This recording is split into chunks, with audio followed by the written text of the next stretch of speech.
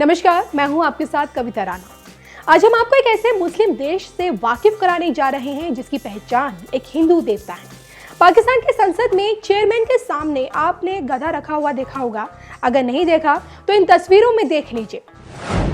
गधा की पहचान हिंदू धर्म में क्या है, इस बात से तो देखिए हर कोई वाकिफ है, लेकिन इसी तरह का विश्व के नक्शे पर एक और मुस्लिम देश है जिसकी पहचान भारत के गरुड़ देवता है। वो देश कोई और नहीं बल्कि इंडोनेशिया है। आपको बता दें कि इंडोनेशिया की राजधानी में दिन ब दिन भीड़ बढ़ती चली जा रही है और अब इस भीड़ को देखते हुए इंडोनेशिया की राजधानी जकार्ता को स्थानांतरित किया जाएगा और एक नई राजधानी के तौर पर बोर्नियो द्वीप के पहले यानी कि कालाम्टार में बसाया जाएगा, जिसका नाम नसूतारा होगा। जी हाँ, लेकिन ये शहर देखिए हिंदू धर्म के लिहाज से काफी अहम है और इस शहर में हिंदू इतिहास बहुत लंबा रहा है।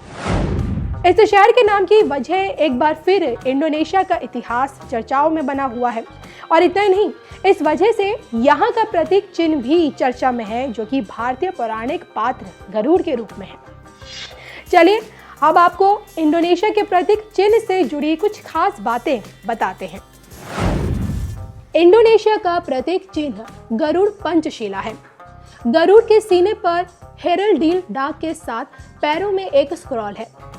ढाल के 5 प्रतीक पंचशील का प्रतिनिधित्व करते हैं। इंडोनेशिया के राष्ट्रीय विचारधारा के 5 सिद्धांत हैं। इसके नीचे गरुड़ के पंजे एक स्क्रॉल पकड़े हैं जिसमें भित्रेका तुंगलका लिखा है, जिसका अर्थ विविधता में एकता के रूप में लिया जाता है।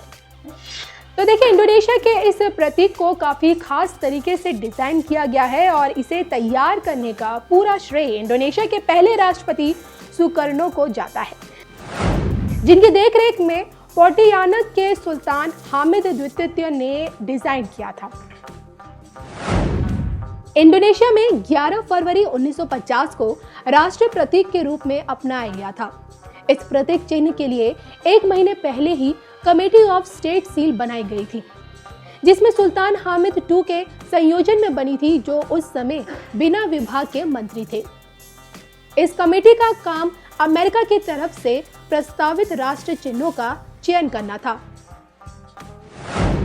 तो देखिए इंडोनेशिया भले ही एक मुस्लिम देश है, लेकिन यहाँ के इतिहास में हिंदू संस्कृति का गहरा और बहुत ही लंबा इतिहास रहा है और हिंदू धर्म में गरुड़ को भगवान विष्णु के वाहन के रूप में पूजनीय माना गया है। गरुड़ इंडोनेशिया के द्वीप समूह खास तौर पर जावा और बाली की परंपराओं और कथाओं में विशेष तौर पर पाया जाता है। तो वहीं बहुत सी कथाओं में गरुड़ ज्ञान, शक्ति, साहस, वफादारी और अनुशासन के प्रतीक के रूप में भी दर्शाया गया है। तो चलते चलते आपको बताते चले कि इंडोनेशिया के इस प्रतीक में गरुड़ की भुजाएं खास तौर से ऐसे डिजाइन की गई हैं जिससे इंडोनेशिया की आज़ादी की तारीख 17 अगस्त 1945 की झलक दिखाई देती है। तो प्रतीक के डैना में जो पंख लगे हैं उनकी संख्या 17 है और जो 17 तारीख दर्शाती है।